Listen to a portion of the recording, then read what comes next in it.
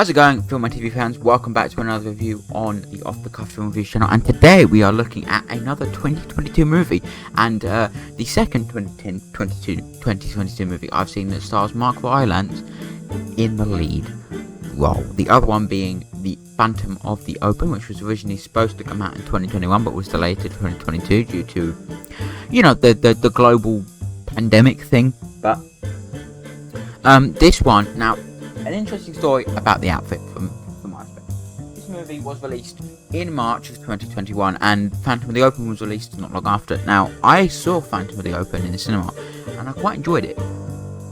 However, this movie is different in that there were posters up around the cinema I go to, my local cinema. The trailer was shown in front of several movies, but for some reason, and hell, it was even shown at other branches of the chain of cinemas I go and see, because it was listed on their app.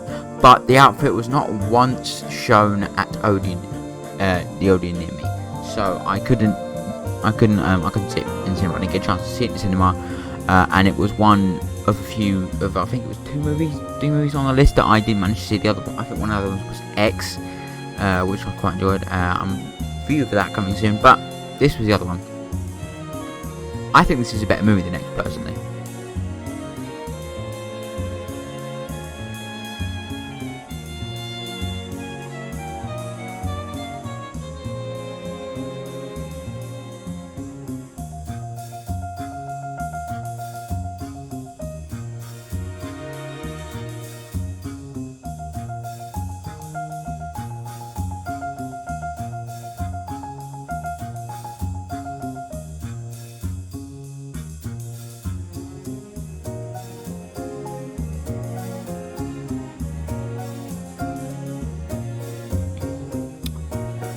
Yeah, the outfit was one that I missed in the cinema, unfortunately, and as such I had to wait until it was released on Blu-ray and DVD in the United Kingdom on August 1st. Thankfully this one was one that meant Blu-ray, as I have.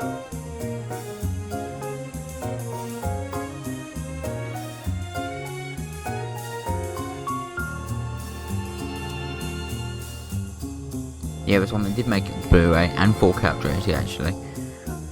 Although at the time of this recording, I don't think the 4K is out yet. It comes out on the 26th, I believe. But yeah. This is a really good movie. One of my favourites of this year, actually. And I like it for its almost singular...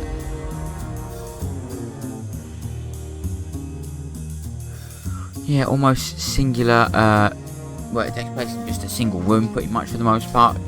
Two rooms at max, takes place in the one building, two rooms across. The back and the front held in some of... Yeah, it feels very confined and within one place, and even though characters do leave the building, you never follow them out of the building. It might have been for budgetary reasons, or it might have just been how the story was planned out, but the story takes place inside this one building, and there's a lot of characters that come and go, and again, it's a really... Again, despite the score is great, it's a movie that really unfolds in such an interesting way, and especially towards the end where there's a few nice twists here that I quite like, and I think that's really cool. It's a very twisty movie. It's very, very nicely directed and shot. It has some really witty dialogue, and I think the chemistry between the characters is really, really apparent, and it is very, in my opinion, it feels very, to me, quite obvious that this is not only written and directed by the same person, because they managed to get across performances in the actors in a way that only a writer could do if the writer was on set all the time, if you get me.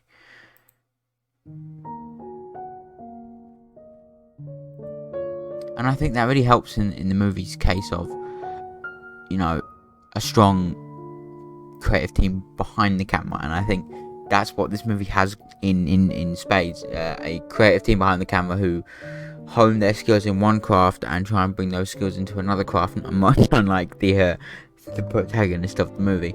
And again, Mark Rylance's performance is terrific. Definitely better than his performance in Phantom of the Opera, and he feels like a very complex character that has... interesting a backstory and stuff that is nicely dropped in every so often in every act of it. So in the first act he talks about living in London, in the second act he talks about being on the road and stuff like that, and then by the end of the third act you find the whole thing about his family and his previous establishment. So I like that his backstory is stretched throughout the entire movie, and we don't see any of it. We don't see any flashbacks. It's all just him saying it to a character, which I really, really appreciate. It is genuinely one of my favourite movies of this year, because I think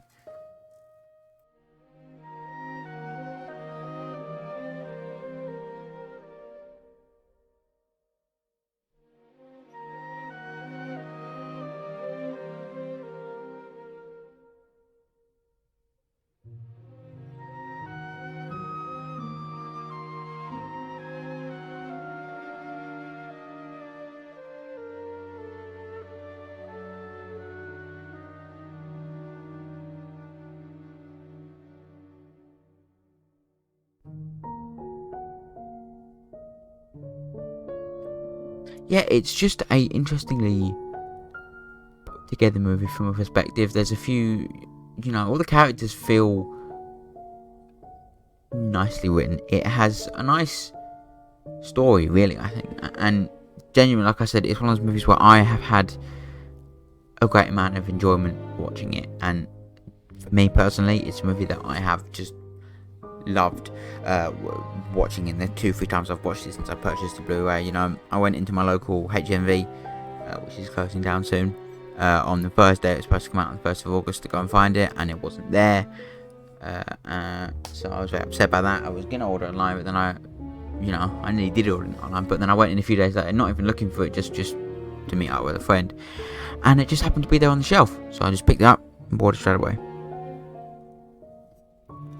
Yeah, and actually, unusually, like most Blu-rays, at least in the United Kingdom, this one the case is black, whereas for the most part they're blue over here, so that's fun. I don't know if it's because it's a focus feature release and their releases are in black Blu-ray cases. I don't fucking know.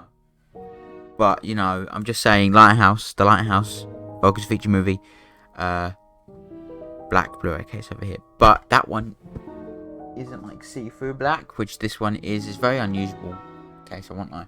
Anyway, aside from that, again, Zoe Deutsch's character, also an interesting character, as you find out throughout the movie. She has a great performance, but it's also, Dylan O'Brien has a great performance here, and the guy who plays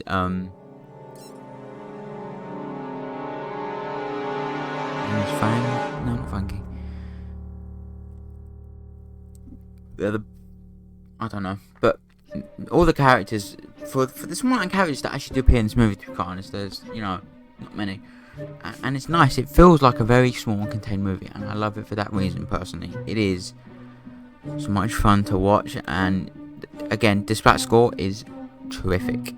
I can see why he was chosen, probably because he scored Imitation Game, and the director is the person who wrote Imitation Game, so that go figure, but yeah,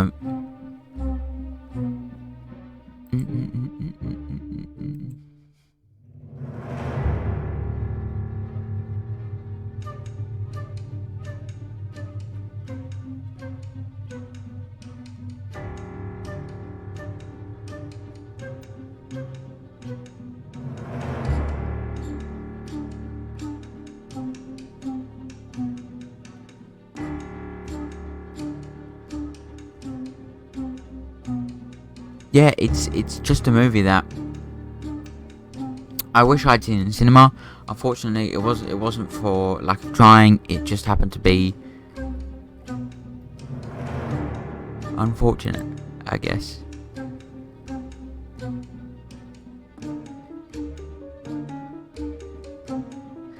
And it's one that, out of all the ones I missed, it is the one that hits the most. But hey.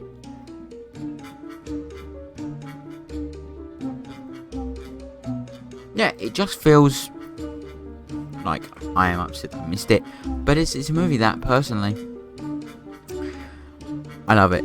I think it's genuinely one of the best movies of this year, and it doesn't feel like Oscar baited or anything like that. It feels just like you made a movie and had a good fun time making it, and it was and is a great movie, and I really hope a lot of you go out and watch it and find a way to watch it, because it's a really, really good movie, and performances really push the movie quite full, but they're not like, again, Oscar baiting performances. They just play the character as it's written, and it's obvious that I think Graham Moore, the director, gave a lot of sort of insight, and I think it really helps that he's also the writer and the director, and he focuses on being a writer because he knows how to have those characters work, and he can explain it to the actors well enough, which is something I believe he's done. I haven't watched the behind the scenes features because there isn't fucking any on the Blu-ray in this country. There probably is some on the one in the United States, but not over here.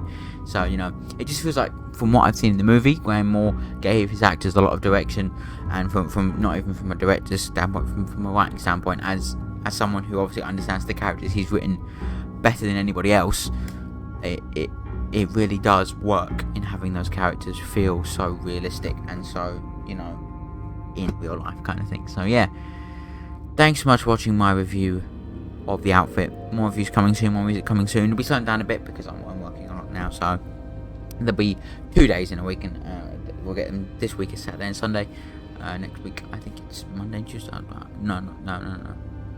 Wednesday, Thursday, something like that. We'll find out. Anyway, have a good day, guys. Don't forget to hit that lovely subscribe button, and bye bye for now.